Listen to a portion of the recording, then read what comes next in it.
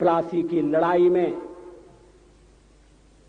जितने लोग मैदान में लड़ रहे थे उससे ज्यादा लोग मैदान के बाहर खड़े होकर तमाशा देख रहे थे, लड़ाई का परिणाम सुनने की प्रतीक्षा कर रहे थे।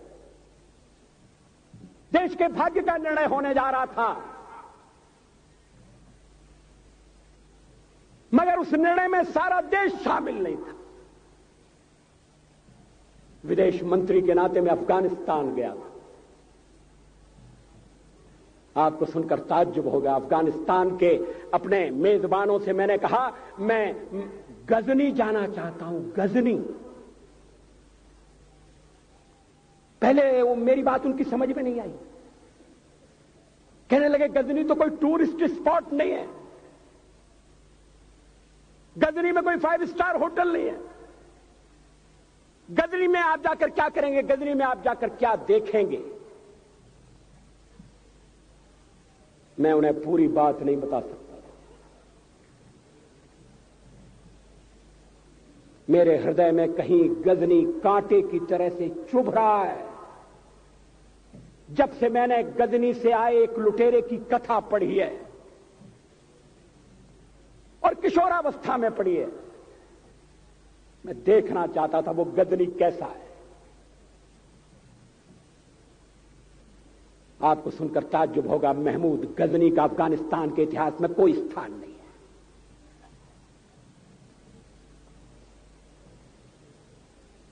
गजनी छोटी सी जगह है, छोटा सा गांव है।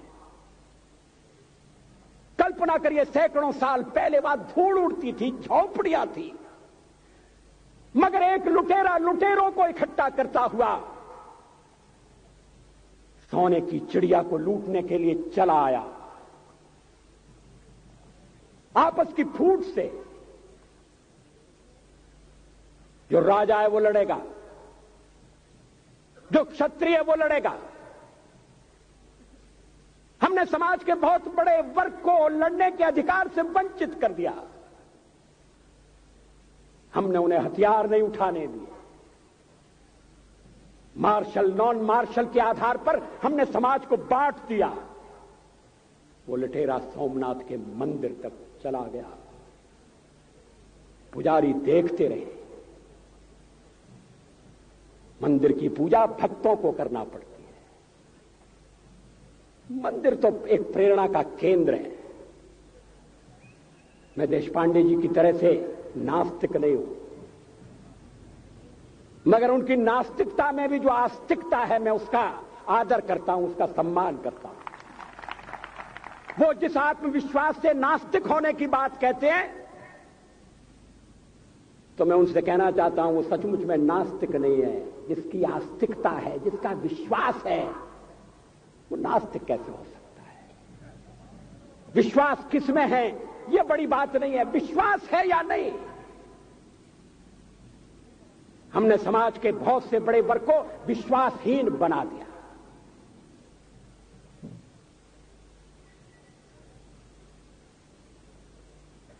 लोगों ने हथियार नहीं उठाए,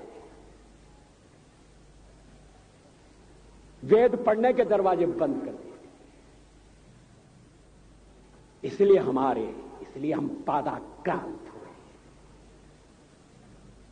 अफगानिस्तान में मैंने एक बात और देखी। मुझे जिस होटल में ठहराया गया उसका नाम था कनिष्क। अफगानिस्तान एक मुस्लिम देश है। मुझे बड़ा ताज्जुब हुआ। मैंने कहा कनिष्क यहां कहां से आया? तो मेरे साथ अफगानिस्तान के विदेश मंत्री थे। मैंने कहा कनिष्क आपका कौन लगता है? कनिष्क से आपका क्या संबंध है? कहने लगे कनिष्क हमारा पूर्वज है, कनिष्क हमारा पुरखा है। He was one of our forefathers. मैंने कहा तब तो हमारे आपके पुरखे एक हैं। अफगानिस्तान के लोगों ने उपासना पद्धति बदली है, संस्कृति नहीं बदली। आज के भारत के परिवेश में यह सुनने के बाद थोड़ा विचित्र लगता है। हमारे यहां तो धर्मांतरण के साथ राष्ट्रांतरण होता है, ऐसा दृश्य दिखाई देता है। पड़ोसी देशों में ऐसा नहीं हुआ। अभी राम जन्मभूमि का मामला चल रहा है। एक विदेशी आए, कहने लगे ये राम जन्मभूमि का क्या झगड़ा है। हमने कहा इस पर विवाद हो रहा है कि श्री राम कहां पैदा हुए थे, और जहां पैदा हुए थे वो स्थान उनके मंदिर के लिए प्रयुक्त किया जाए या न किया जाए। वो इंडोनेशिया से आए थे, वो मुसलमान है। कहने लगे हम तो समझते थे कि राम के लिए सारे भारत में आदर होगा, सम्मान होगा। हमने कहा ये आपने कैसे समझा। कहने लगे आप तो इंडोनेशिया आ चुके हैं, इंडोनेशिया में बहुत से लोगों ने इस्लाम स्वीकार कर लिया, मगर श्री राम को विस्मृत नहीं किया, श्री राम को भुलाया नहीं। इंडोनेशिया के बाली द्वीप में 1 महीने रामायण की लीला होती है। मैं उस समारोह में जा चुका हूं। उस समय भी विदेश मंत्री मेरे पास बैठे थे। मैंने कहा ये रामायण ये क्या हो रहा है। मैंने कहा एक्सीलेंसी ये मंच पर क्या हो रहा है। कहने लगे एक्सीलेंसी आपको पता होना चाहिए। हमने कहा मुझे तो पता है मगर मैं जानना चाहता हूं। कहने लगे ये रामायण है, ये राम है, ये लक्ष्मण है, ये सीता है। हमने कहा इनसे आपका क्या संबंध है, आप तो मुसलमान हैं। कहने लगे हमारा संबंध बहुत पुराना है, हमारा तब का संबंध है जब हम मुसलमान नहीं हुए थे।